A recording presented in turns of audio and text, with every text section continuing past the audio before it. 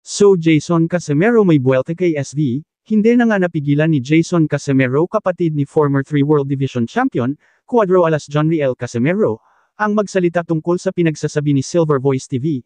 Alam naman natin na talagang lagi itong binabanatan ni Silver Voice TV itong si Jason Casimero. Kung inyo pong makikita ang mga live nito sa kanyang YouTube channel na Silver Voice TV ay halos puro Casimero ang mga content nito. Kaya ito ating pakinggan ang buwelta nitong si Jason Casimero. Tae, sobrang ganda yung pangarap ko. Ang ganda, ang swerte ng may-ari. Ang swerte. Ayon kay Jason Casimero, kung tagpi-tagpi man dati ang buhay niya noon ay wala itong problema. Dagdag pa ni Jason na kaya daw ito tagpi-tagpi dahil daw nasa MP promotion po daw sila noon.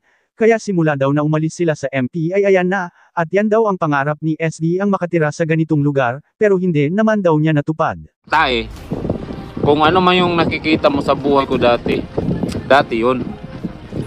Kung tagpi-tagpi man, wala namang problema kasi kaya lang tagpi-tagpi kasi nasa MP pa tayo noon di ba? Tapos ngayon naka-4 na laban kami. O, tingnan mo. Ano na yung nakikita mo?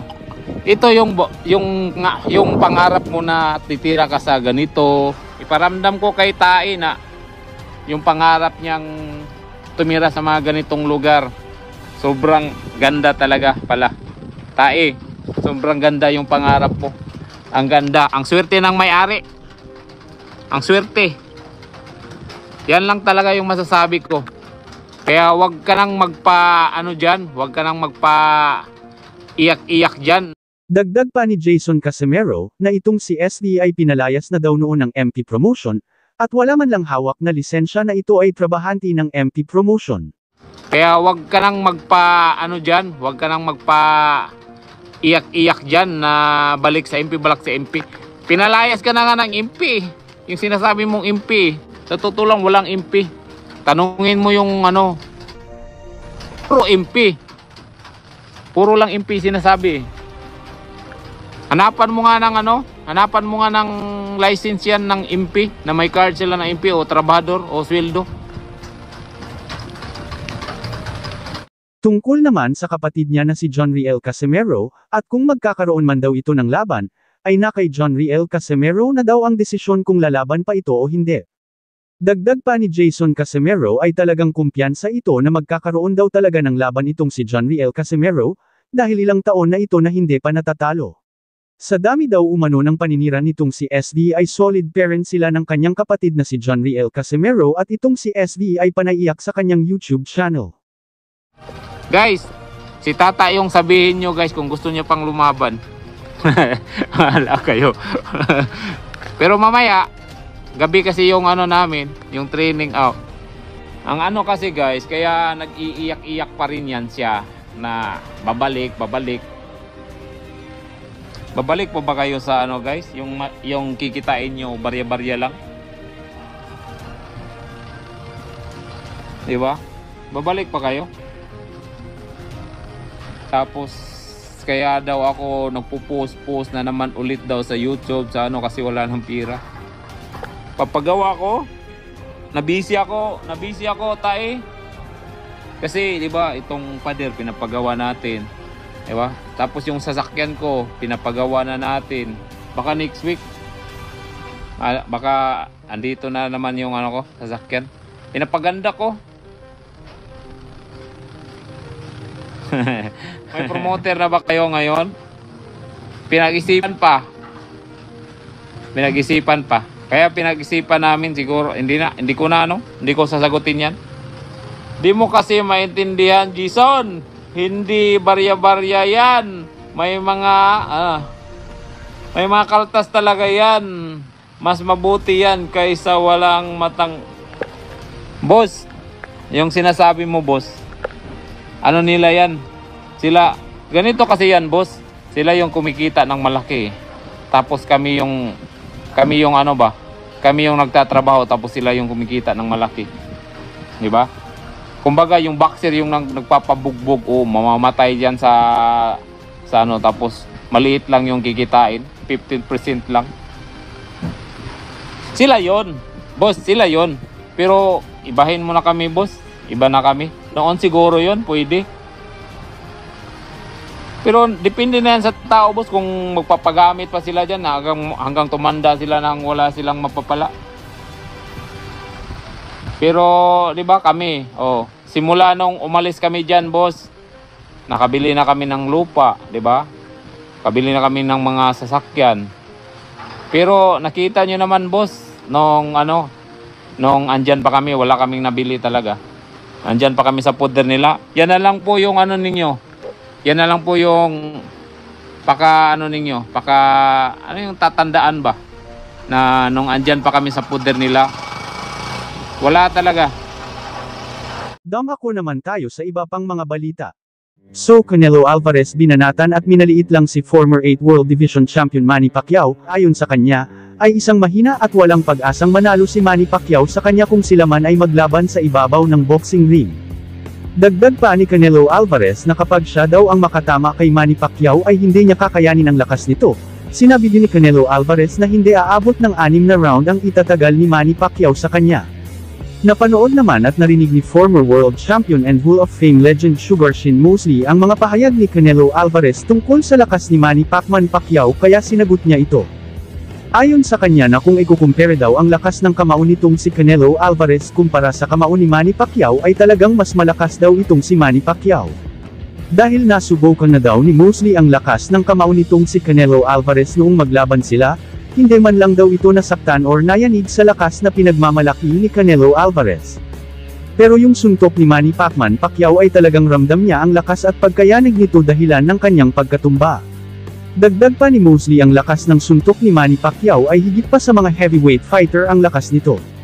Lalong-lalo na daw ang kaliwang suntok ni Manny Pacquiao ay talagang grabe daw ang lakas nito, at first time niyang makaramdam ng pangangatog at takot na hindi niya naramdaman sa ibang mga naging kalaban niyang boksingero, bukod tanging kay Manny Pacquiao lang daw niya ito nararamdaman, kaya ang lakas na pinagmamalaki ni Canelo Alvarez ay walang-wala sa lakas ni Manny Pacquiao.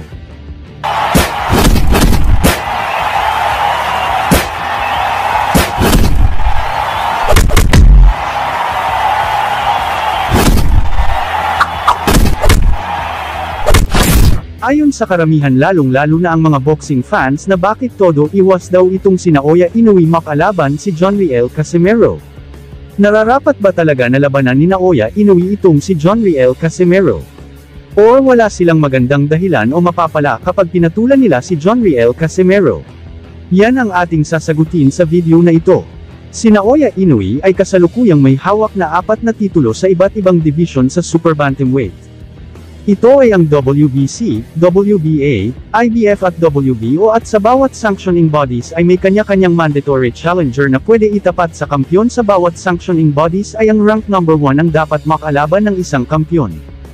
Unahin natin ang WBC, ang number 1 contender para sa WBC ay si Luis Nery, na kamakailan lang ay nagharap na sila ni Naoya Inoue kung saan tinalo siya ni Naoya Inoue. Kung sakali naman na magkaroon ng problema ang number 1 challenger sa anumang 4 na major sanctioning bodies ay pwedeng pumili ang kampyon na kanyang makakalaban, sa alinmang nakahanay sa rank. Dito pa lang ay pwede nang piliin ni Naoya Inoue si Cuadro alas John Riel Casimero kung kanyang gugustuhin, dahil nakahanay si John Riel Casimero sa pang-8 bilang. Punta naman tayo sa WBA, ang unang nakahanay dito ay si Murod John Akhmadalib. At kung may hindi inaasahan na problema man ang top 1 challenger na hindi siya makakalaban ay pwede rin si Naoya Inoue pumili alinman sa nakahanay na top 2 hanggang top 15 contenders, ngunit si John Riel Casimero ay wala sa top 15 ng WBA, kaya hindi siya pwedeng itapat kay Naoya Inoue. Sunod ay ang IBF at WBO na kung saan ang number 1 contender nito ay si Sam Goodman, ngunit kung sakaling umatras si Sam Goodman sa kanilang laban ay pwede muling pumili si Naoya Inoue alinman sa top 2 hanggang top 15 contender. Kaya kung umatras man si Sam Goodman sa laban nila ni Naoya Inoue ay pwedeng piliin ni Naoya Inoue si John Riel Casimero kung gugustuhin niya dahil nasa top 6 sa WBO itong si John Riel Casimero. Ganun pa man ay si Naoya Inoue na kung gusto ba niya makalaban si John Riel Casimero depende na yun sa kanyang pagpapasya. Maari naman na hindi or maaari din naman na oo, maliban na lang kung wala na talaga siyang maiiwasan, dahil kapag napanalunan ni John Riel Casimero ang World Title Eliminator, para sa WBO at IBF ay panigurado na wala nang pwedeng iwasan pa si Naoya Inoue kundi ang harapin itong si John Riel Casimero. Sa WBO, ay pwedeng maglaban dito si Carl James Martin or Marlon Tapalis kontra John Riel Casimero. Sa WBO naman pwedeng makalaban ni John Riel Casimero alinman sa top 2 contender na si Luis Neri at top 3 contender na si TJ Doheny. Kailangan harapin ni Naoya Inoue sa ayaw niya at sa gusto itong mga top contender dahil kung hindi ay maari na siyang tanggalan ng titulo. Kaya kailangan makasungkit ni John Riel Casimero ng malaking laban na maipanalo niya para maging top 1 contender, para hindi na makaiwas itong tinaguriang The Japanese Monster na harapin si Cuadro Alas Angas ng Do some damage and follow up, and he does, but when Enriquez got...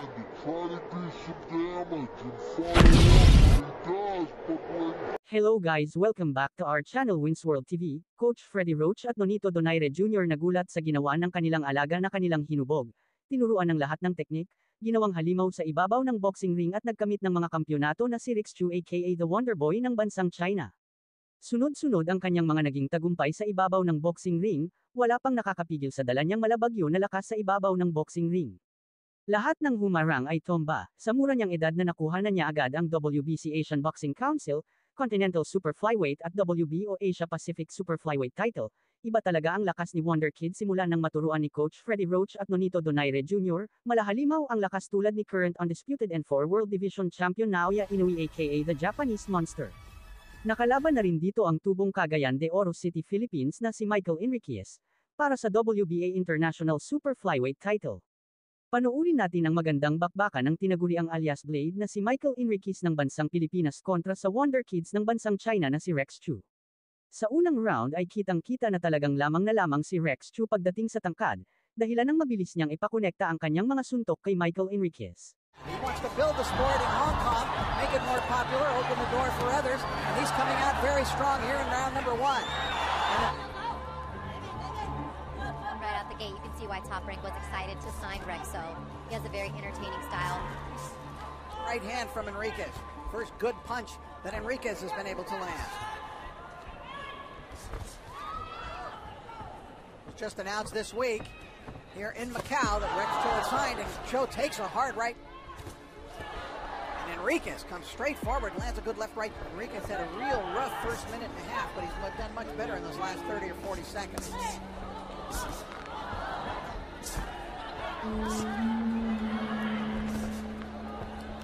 Takes a straight left there from Rex Cho.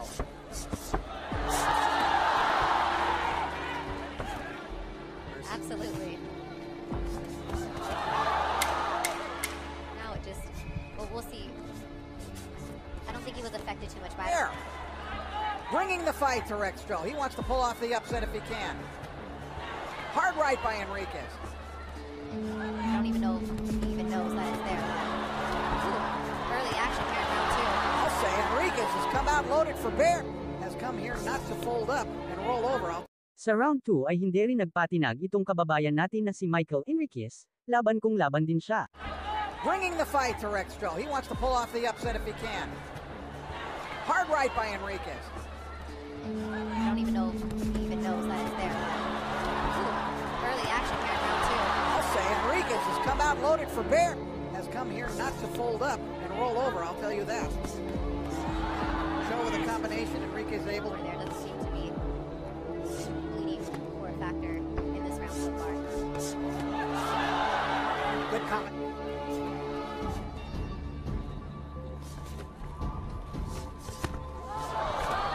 Show is not unusual, he's long-armed. You can see he has good hand speed, excellent. Sa round 5 ay talagang malalakas pero ng mga pinapakawala na suntok ni Michael Enriquez at Rex Chu, tila walang kapaguran at gusto nila mapatamba ang bawat isa. Diego Corrales was one. Lance Whitaker, the heavyweight of note a few years ago, was another one. Fought very effectively, even though he was real tall. Let's see who can keep up this pace in the second half of the fight. And by Enriquez. Cho again electing to stay close, now pushing him into the corner. Let's see if he rips. Open a combination in what would seem to be a war of attrition, although both seem to have plenty of energy left at this point. Miguel working 4 corners tonight. Crowd encouraging him to do just that. He seems to have Enriquez where he wants him. elbows him into the corner. Enriquez trying to fight it. He just likes being inside. There's no doubt about it. He's enjoying the combat, wants to engage, but it's costing him at times, and he just again got caught with it by Michael Blade Enriquez. Sa round 9 ay kitang-kita sa dalawang boksingero ang pagod dahil pahina na ng pahina ang kanilang mga suntok. Hanggang sa huling round inabot ang labanan ng dalawang boksingero, ngunit dineklara na panalo si Rex Chu ng bansang China at tinanghal ito na kampiyon ng WBA International Super Flyweight title.